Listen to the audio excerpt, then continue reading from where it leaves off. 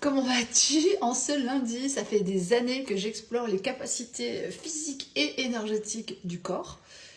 Et tout ceci, je suis en train de le résumer dans un beau programme qui s'appelle Physicalité. Et justement, hier, j'ai pris comme ça, je me suis dit, tiens, ça fait longtemps que j'ai pas pris ma pulsation cardiaque. Et je voulais te demander, est-ce que toi, tu connais ton pouls? Est-ce que tu connais ta pulsation cardiaque? Parce que beaucoup de personnes ont tendance à attendre d'aller avoir un problème de santé ou d'avoir un rendez-vous, un check-up pour surveiller finalement une de leurs fonctions vitales, vraiment très très vitale, qui est la pulsation du cœur. Et c'est intéressant parce que ces pulsations du cœur, même si elle ne dit pas tout, le nombre de battements par minute de ton cœur montre quand même un certain niveau de compétence de ton corps physique, de bien-être, de santé.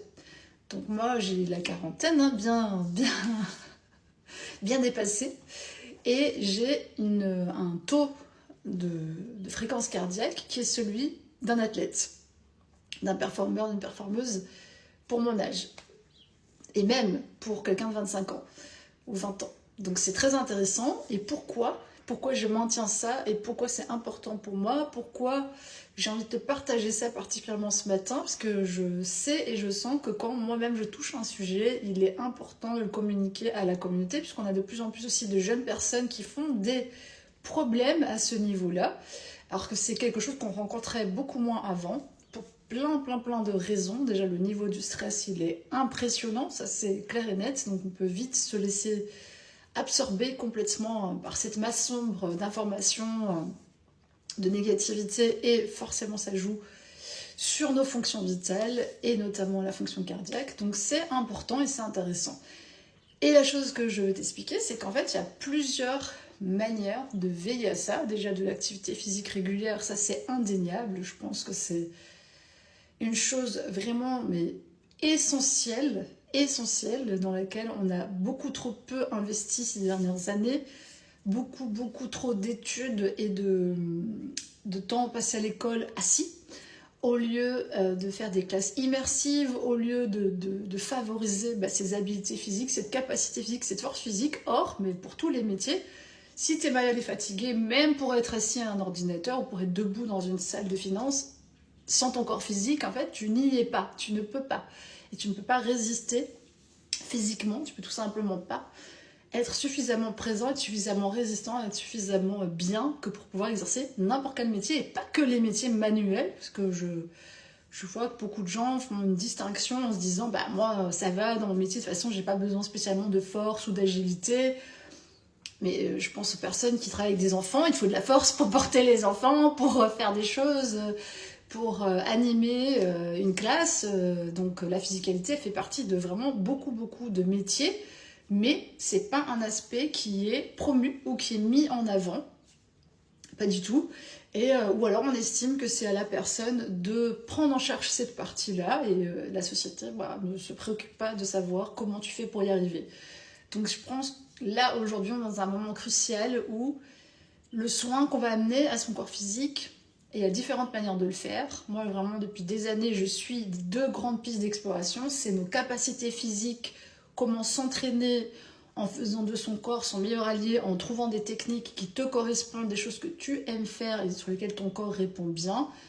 Des techniques aussi pour désengorger l'organisme du stress accumulé, des mémoires, et un volet beaucoup plus énergétique où je vais vraiment en profondeur regarder en fait la mécanique fondamentale, physico-chimique, biologique de notre organisme et comment on peut apprendre à le réguler soi-même, par certaines pratiques, par certaines formes de pensée, par certaines formes de méditation, par certaines formes de conscience ou de présence à soi.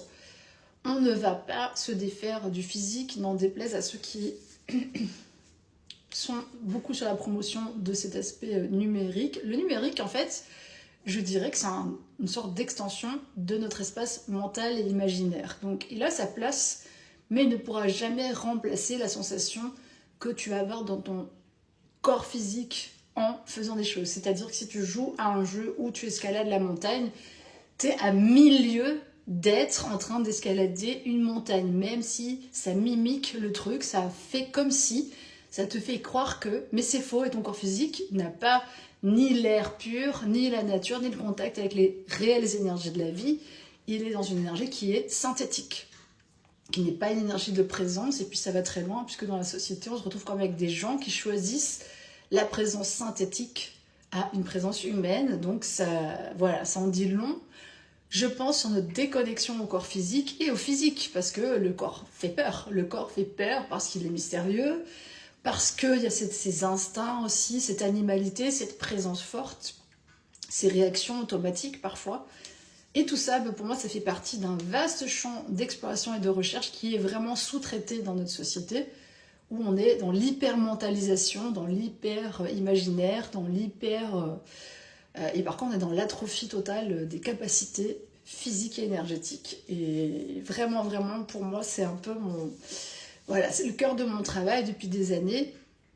J'ai amené beaucoup, beaucoup de gens, je pense, à prendre mieux conscience de leur corps, de leur potentiel, de voir comment se mettre au service de son corps et mettre aussi son corps au service de sa vie, puisque c'est vraiment la même chose. Le corps organique et biologique, il est connecté au vivant, il est connecté à la vie, il est naturellement connecté à l'énergie, au présent, au temps T.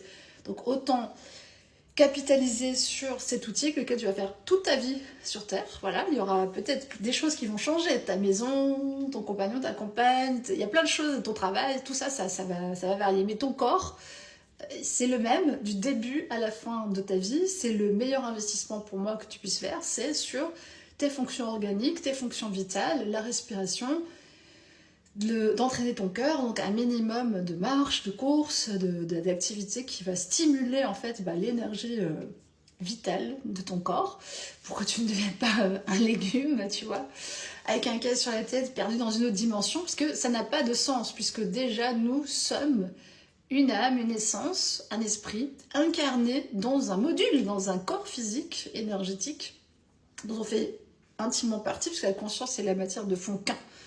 Le corps, c'est une conscience incarnée. Voilà, c'est une conscience incarnée. C'est pas. Donc la phrase que je viens de dire, elle est vraie et pas vraie, mais ça dépend d'où tu la regardes.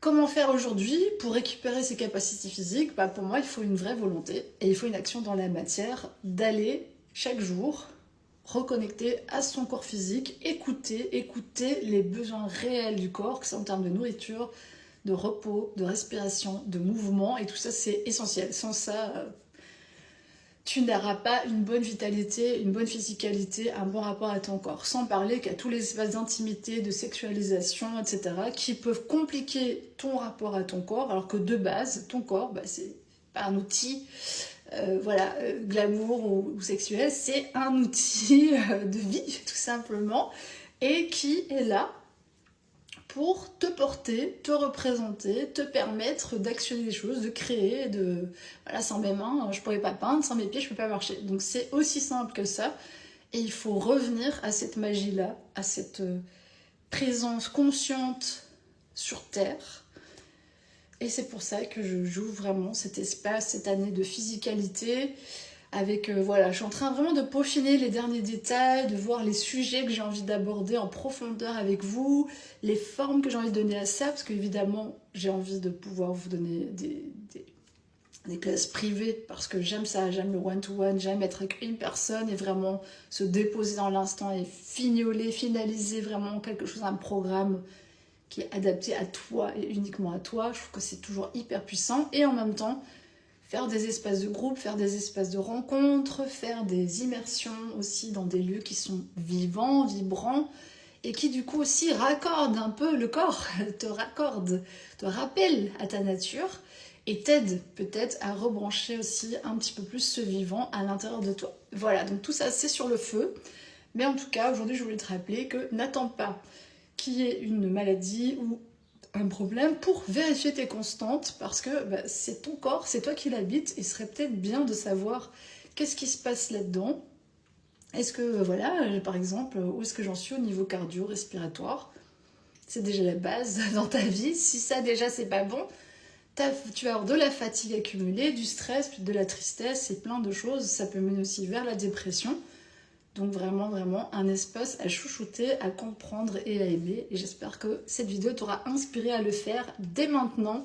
Si tu as des questions, n'hésite pas, des pistes que tu aimerais suivre ou des difficultés que tu rencontres, les commentaires sont là pour ça. Ciao, passe une belle journée.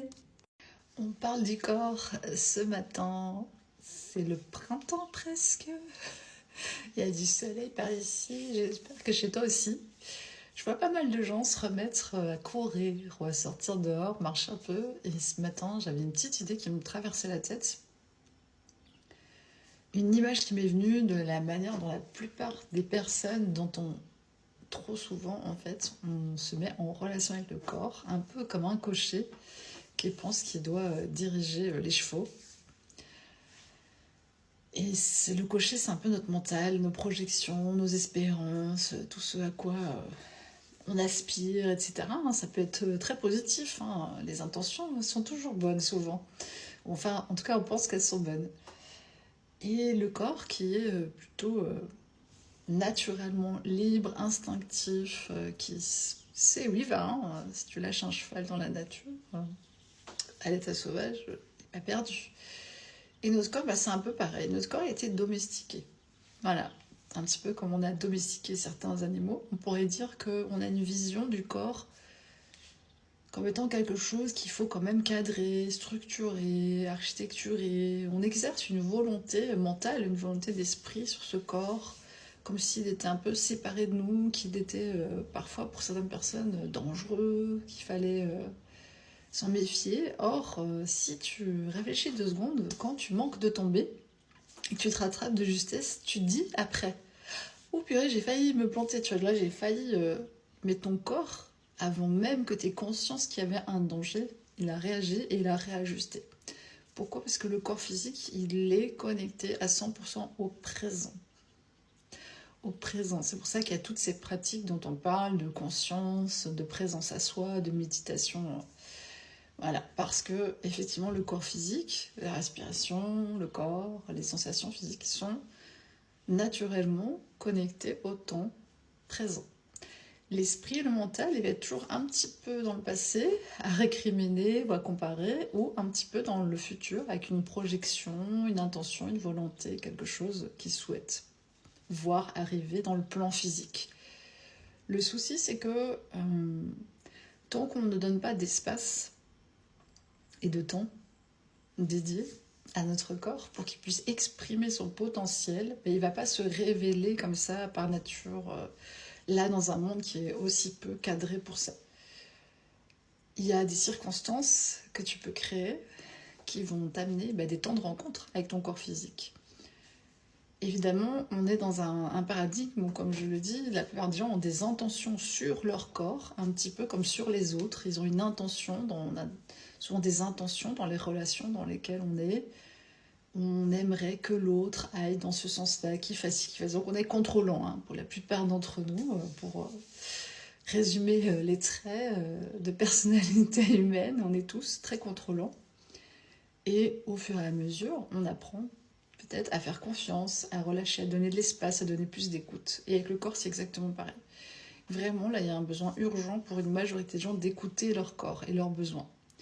Je vois beaucoup de personnes projeter un idéal physique à travers des comptes qui suivent, notamment, ou à travers des objectifs qui sont posés par d'autres, qui sont des objectifs concrets, et qui ont l'air comme ça très nobles, je dirais, ou très, tu vois, ça a l'air...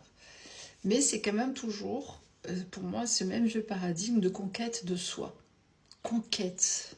Voilà, comme on a conquéri des territoires, comme on a domestiqué des animaux, comme on croit conquérir la planète, alors qu'on juste on détruit la nature sauvage. Ce qu'on fait au dehors, dans le collectif, on se le fait à nous-mêmes, à notre corps physique, puisque notre corps physique, c'est le pur représentant de la nature même de l'existence. Le corps, il est naturellement intelligent. Il est naturellement intelligent. Il est naturellement connecté aux choses. Il est naturellement ressentant. Évidemment, toutes les choses qui peuvent arriver dans ta vie créent des blocages, des nœuds, etc., qui font que il y a ce manque d'écoute, il y a cette espèce qui n'est plus là, souvent, et qui va se transformer en une relation qui est plus du management de corps. J'appellerais ça comme ça. Voilà, c'est la pensée business, en fait, elle s'est répandue jusque dans les corps. Et donc aujourd'hui, il faut gérer son corps, comment on gère son agenda, comment on gère ses relations, comment on gère d'autres choses. Et je vois peu, en tout cas, je vois que quelques exemples de pratiques organiques, c'est-à-dire pratiquer avec son corps juste pour le bien-être. Juste parce qu'on sait que naturellement, notre corps, il a besoin de s'expanser, il a besoin d'exprimer son potentiel qui est énorme. Hein. Le potentiel physique, le tien, le mien, de tout le monde, est énorme. Vraiment, il est au-delà de ce que tu peux te figurer là maintenant. Il est simplement endormi. Et évidemment, on est aussi dans les vestiges actuellement d'une civilisation qui a séquencé, en fait, j'en ai déjà parlé, l'athlète... c'est une catégorie de personnes qui est à part de la société. Or, finalement, les capacités athlétiques, elles font partie de chaque être humain. Et elles ont vraiment une vocation dans la dynamique de la personnalité, dans la dynamique émotionnelle, dans tout. Je veux dire, notre corps physique nous accompagne vraiment à vivre pleinement l'existence. Sans parler que le corps est beaucoup vu comme un objet, donc objet de désir ou de dégoût, objet de convoitise aussi, etc., etc. Donc le rapport sain à son propre corps, il est pour plein de raisons déjà pas fort évident pour une majorité de personnes. Et si c'est ton cas, n'hésite pas à partager ton expérience. Pourquoi j'ai créé aussi Physicalité, pourquoi j'enseigne depuis des années de manière un petit peu différente, c'est simplement parce que pour moi le mouvement il est naturel, il est inné, il fait partie de nous, et l'entraînement il n'a pas pour vocation finalement de nous charpenter, de nous rendre meilleurs ou de nous renforcer. Sa vocation première c'est juste d'être. Et notre corps vraiment humain, il manque cruellement d'espace pour jouer, pour expérimenter, pour grimper, pour sauter, pour voilà. Ou alors il y a certains espaces, mais souvent c'est indoor, il y a peu, voilà, le seul espace réel que tu peux connecter, dans lequel tu peux expérimenter vraiment ta pleine nature physique, c'est les espaces naturels.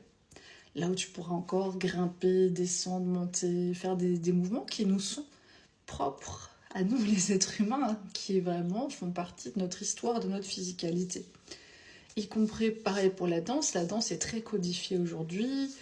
Il y a aussi des revendications, il y a des clans, etc. Enfin, voilà. Donc, il y a une codification à tous les niveaux aussi, que ce soit de l'exercice sportif ou de la danse, qui fait que beaucoup de personnes, je pense, se sentent exclues du paradigme. Et même dans le yoga, hein, je peux prendre ce milieu-là, c'est pareil. Vraiment, je pense que ce qui m'a beaucoup aidée, à tous les moments, c'est d'adapter la pratique à mes ressentis du moment et de faire des choses qui profondément émanaient de la volonté, de l'intention et de l'envie de mon corps. Et pas, dans ma tête, j'ai décidé que voilà, je serai comme ça dans un an ou j'atteindrai tel objectif. C'est beaucoup plus une union, une conjonction de deux volontés, celle de mon corps et celle de mon esprit, qui sont parfaitement aligné, mais je dirais que le besoin primaire, c'est celui quand même de se sentir bien dans son corps, de se sentir à l'aise dans ses mouvements, de pouvoir effectuer ta vie entière en étant tranquille en fait, en étant apaisé dans ce qui te sert quand même de temple pour le temps où tu es là.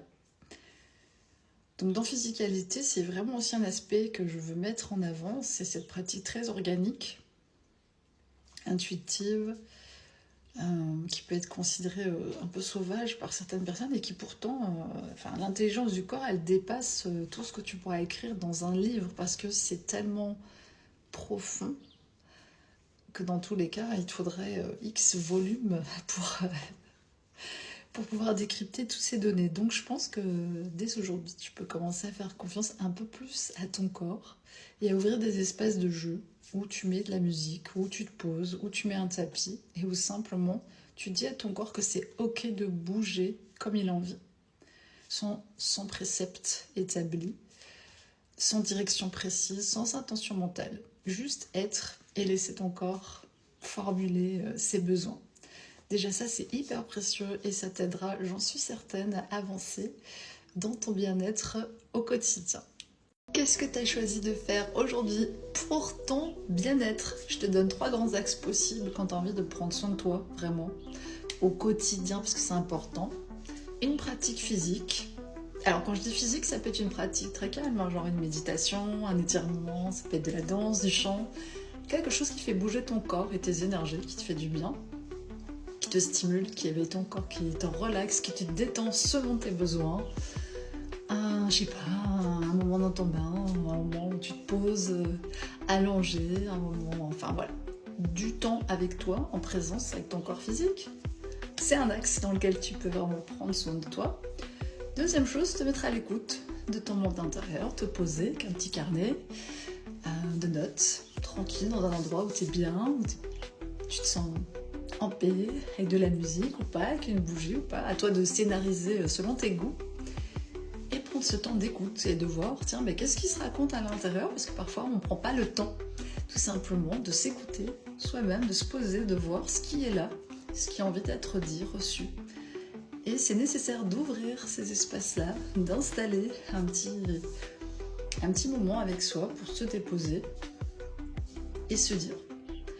Troisième axe que je te propose, c'est de te faire appel à ton imagination, à l'artistique, à la création et de te laisser complètement prendre au jeu de créer quelque chose, mais juste pour le plaisir de créer, sans but de le vendre, de le marketer, de quoi que ce soit, juste pour le plaisir de faire une petite création dans n'importe quel domaine. Peinture, chant, sculpture, nature, une création, quelle qu'elle soit, un poème. Laisser libre cours, en fait, tu sais, laisser ce flot de l'inconscient, parce que finalement, il y a de ça aussi, et aussi du divin, te parvenir, ouvrir aussi cet espace-là de jeu avec la vie, et te redécouvrir à travers ce que tu es capable de créer. Voilà, c'est les 3 pistes que j'ai envie de te proposer pour aujourd'hui. Pour ma part, en ce qui concerne ton bien-être physique, j'ai évidemment le programme Physicalité qui va au-delà de juste le physique, le bien-être physique, la souplesse, la force, etc. Des habiletés, mais aussi des compétences vraiment profondes de bien-être au quotidien et d'assises physiques, concrètes, mais aussi énergétiques, émotionnelles. Voilà, tu as le full package. Pour ça, bien sûr, tu peux me contacter via mon site en priorité. Deuxièmement, tu as les explorations de ton monde intérieur que je te propose également finalement, soit dans des ateliers artistiques, soit dans des explorations de conscience, des sessions guidées où je vais avec toi t'aider à voir clair dans tes espaces intérieurs, dans tes désirs, dans peut-être tes freins, ce qui t'empêche de te sentir bien. Voilà, c'est les grands axes que j'avais envie de te diffuser aujourd'hui. Je te souhaite une excellente journée et puis tu me diras en commentaire ce que tu as choisi de faire si cette vidéo t'a permis de passer à l'action aujourd'hui pour prendre un petit moment de soin, de bien-être pour toi. Et à bientôt, ciao. Prendre soin de soi dans tous ses états, dans toutes les étapes de vie, du mieux qu'on peut. Je trouve qu'il y a beaucoup de discours qui culpabilisent énormément sur les réseaux. Des modèles comme ça, hyper idéalisés, je dirais.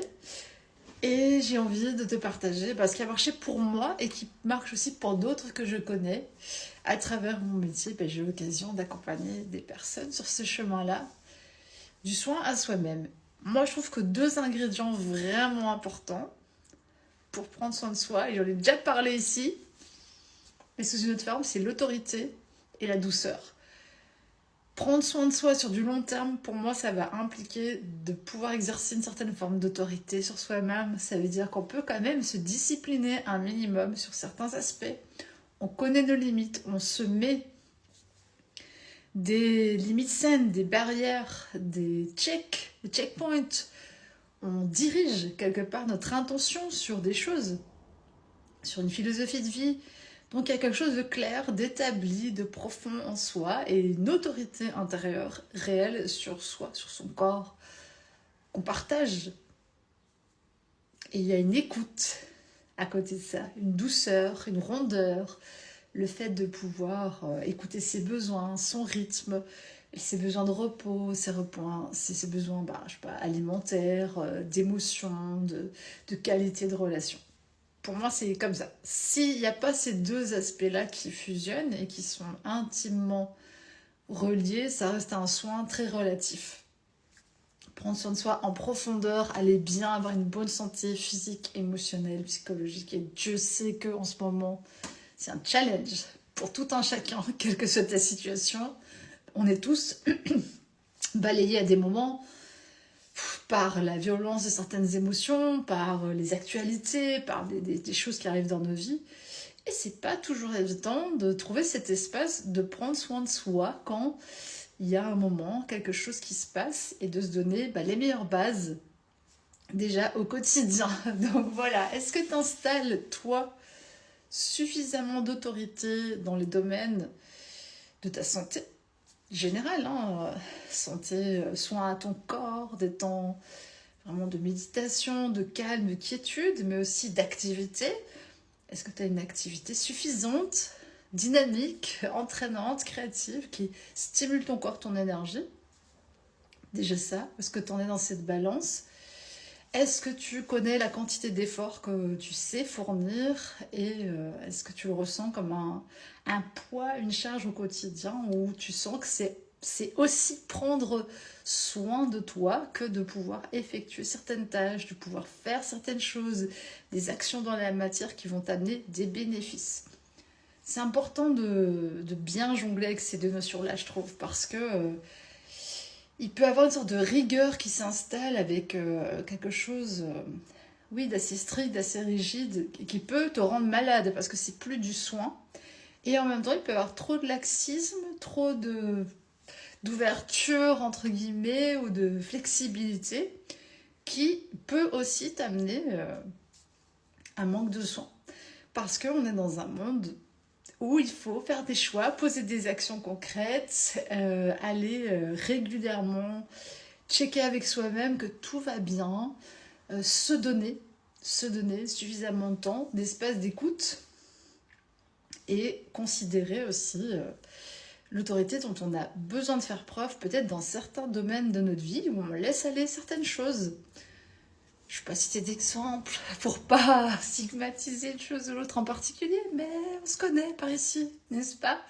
On commence à se connaître et à s'apprécier et on sait que on a tous parfois comme ça des besoins non assouvis ou des trop grands, des domaines de notre vie qui nous influencent trop par rapport à un autre, qui sont un peu déséquilibrés. Donc c'est vraiment refaire la balance de tout ça, structurer, donner une place à chaque chose, savoir quelles sont nos priorités ultimes, les définir, vraiment les définir précisément, noter dans un carnet, être concret, dire, communiquer clairement nos besoins, nos priorités, nos envies.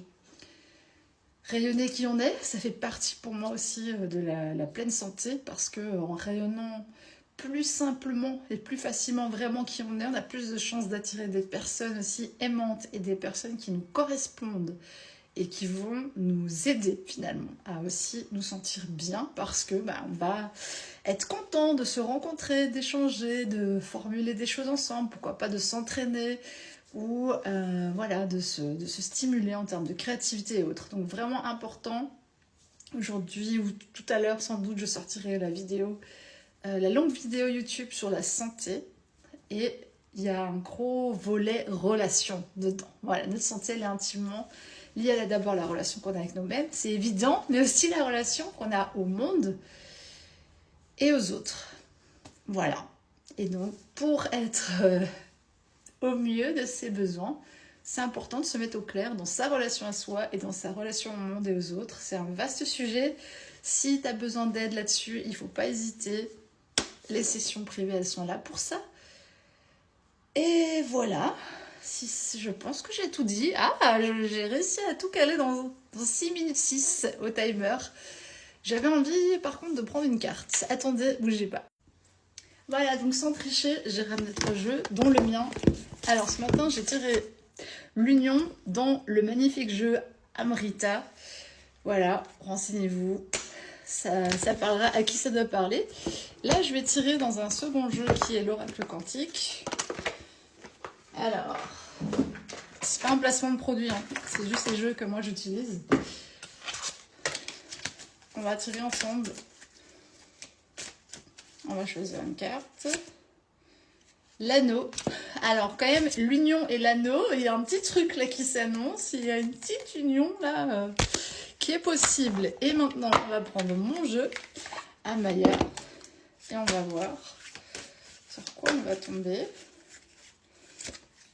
Architecture interne. Bon, bah là, on est pas mal niveau santé. C'est un peu ça le sujet. Et si on regarde ça dans les couleurs, hein, et le rond, là, c'est un peu... Il y a quelque chose, hein, il y a un petit truc aussi. Donc, cette carte aussi, qu'est-ce qu'elle représente? L'union entre l'invisible, hein, le monde de nos émotions, notre feu intérieur, tout ce qui est caché, et ce qu'on arrive à construire dans le monde.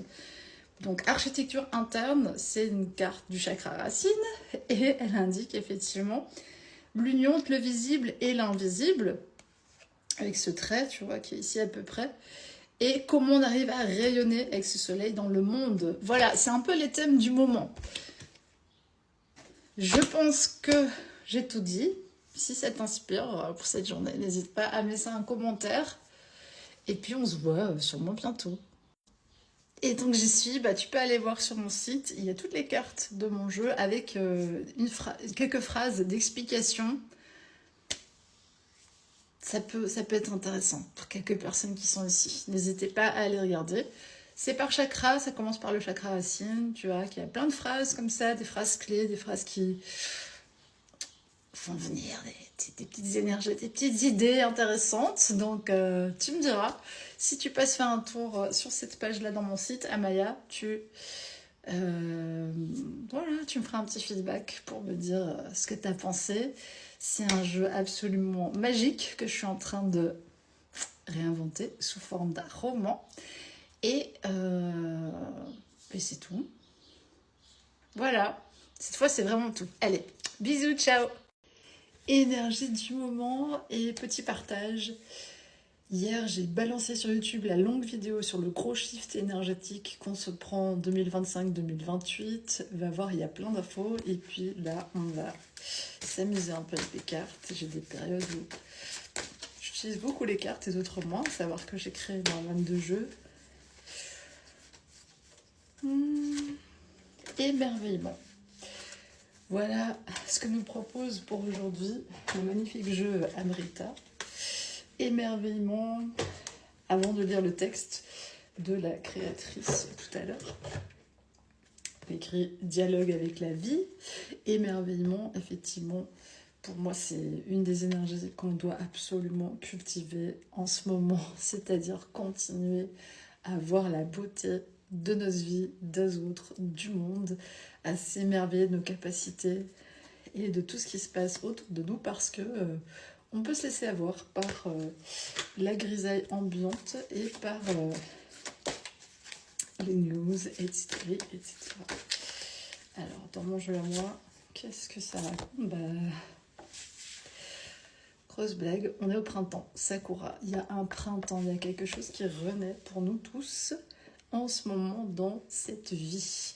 On est dans une renaissance, une résurrection, un énième retour du phénix de ses cendres. Donc si tu es ici, je suis sûre que comme moi, tu as sûrement eu l'impression de vivre déjà 10 vies dans une seule. Je t'invite pour ça, si tu as besoin en ce moment de soutien, d'élan, ou d'entendre des encouragements, de te sentir renforcé, d'aller sur ma chaîne YouTube. En fait, il y a tout le processus résurrection jusqu'à l'être nouveau. Je l'ai enregistré au printemps passé, mais évidemment, c'est intemporel. C'est jusqu'à maintenant, c'est pareil, c'est un processus que tu peux réécouter étape par étape. 8 chapitres plus le bonus sur l'être nouveau pour expliquer un petit peu tout ce qui se passe dans ces périodes-là et comment on arrive à sortir de l'ancien et à rayonner qui on est plus justement, plus simplement, plus authentiquement. Yes, on est un peu tous concernés, ceux qui passeront par ici. Axe. Axe. Ça, c'est l'alignement, c'est notre alignement, c'est notre nouvel alignement, notre axe central. On est remis d'équerre, on s'est redressé, on se montre tel qu'on est et avec, comme je l'ai dit, en fait, plus de vérité, plus de transparence, plus de simplicité, plus d'authenticité dans toutes nos relations. Sans doute que tu as dû faire un grand ménage, toi aussi, et commencer à te comporter différemment, à communiquer différemment. C'est vraiment la tendance qu'on va suivre. Et qu'est-ce qu'on va enraciner en ce moment? Souplesse, équilibre et robustesse. Du coup, je t'invite évidemment à t'intéresser à ton corps physique et à travailler autant le côté, l'aspect mental, émotionnel que l'aspect physique. C'est vraiment beaucoup en lien avec mon programme Physicalité, où je t'invite à reconnecter tous ces aspects-là et finalement à faire ce cercle, tu vois, autour de ce grand axe central que tu es, de ton corps physique, de tes énergies, et de pouvoir rassembler tout ça et de t'émerveiller de tes capacités naturelles. On est au printemps, donc nos énergies de vie sont en train de réaffluer à la surface. Peut-être qu'il peut y avoir un afflux de sensualité, d'envie, de connexion, etc. au monde, les parfums aussi qui se révèlent dans la nature, les fleurs, les paysages. On a un réveil de la nature dont nous faisons, dont tu fais partie. Donc normalement, on ressent, nous aussi, cet appel à retourner dans le corps, à retourner dans la physicalité, à retourner au contact, à se connecter. Là, je vois, tu vois, des oiseaux typiquement qui sont là, qui sifflotent tous les matins devant ma fenêtre, donc c'est quand même assez sympa.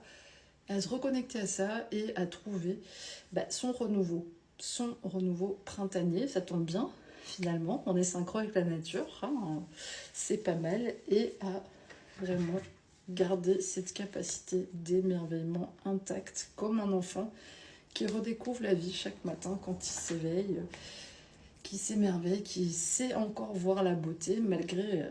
et surtout, justement, peut-être aussi grâce aux difficultés qu'on a traversées, apprécier les périodes plus calmes, apprécier les moments où il n'y a pas forcément une tempête qui nous déferle dessus, faire des choix simples, vraiment, et s'allier, c'est ça que j'entends, s'allier à soi-même de plus en plus profondément, aller charger, c'est bien, et chercher sa sagesse intérieure et l'utiliser vraiment chaque jour, écouter ses besoins, écouter le cœur. Et évidemment, je te souhaite, tu es ici, de refleurir de plus belle ce printemps. Si tu ne sais pas par où commencer, que tu es un peu perdu dans tes projets, n'hésite pas. Sur mon site, tu vas dans l'onglet de contact et tu prends rendez-vous et ensemble, on peut déblayer le terrain. Je peux te donner les bonnes clés pour te mettre un peu au carré et justement t'apporter cet équilibre entre peut-être un côté un peu doux et en même temps assez fort pour pouvoir mélanger un peu toutes tes qualités et créer une vie qui te fait du bien, qui te rend épanoui, heureux, etc., etc. Donc on est tous en train de un peu ressortir de notre grotte, de notre tombe, de l'outre-tombe, peu importe où tu étais tombé, parce qu'on est tous, ou certains sont tombés dans des travers, dans des extrêmes, etc. Et de se recentrer, de revenir vers, on va dire, la pointe énergétique de qui tu es, de qui je suis, pour renaître. Évidemment, c'est un processus qui est à la fois individuel et collectif. Et je t'invite à pas mal quand même de douceur et de reconnaissance pour toi-même et tout ce que tu as déjà sans doute traversé pour en arriver là. Et qu'est-ce que je pourrais te dire pour en terminer? Écoute, que je suis ravie de partager ici sur ces réseaux. Merci à toutes les personnes qui me suivent régulièrement. Et puis, j'espère vous apporter... ne serait-ce qu'un petit peu de soleil dans votre journée, un petit peu de clarté, un petit peu d'énergie lumineuse pour transiter cette journée. Et je vous souhaite que tout se passe bien. Donc pour rappel, aujourd'hui, vos mots-clés, c'est s'émerveiller, printemps, un axe fort et un petit mélange entre souplesse et force pour continuer à avancer et se déployer dans la matière. Voilà. À bientôt. Ciao.